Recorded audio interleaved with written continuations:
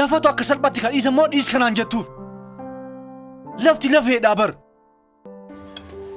ganamni kee qarshi galgalli kee qarshi ankasiin jedhatoom jijjiramta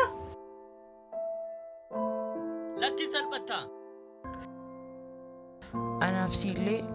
bu'uura jireenyaati kanaaf imala gara baadiyaa taasisuu qabna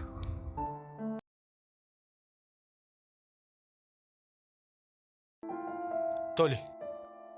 waan godhu anuu beeka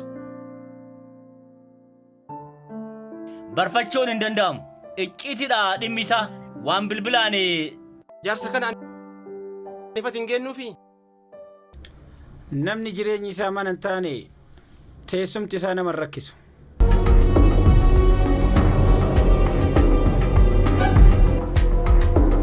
hello commander hello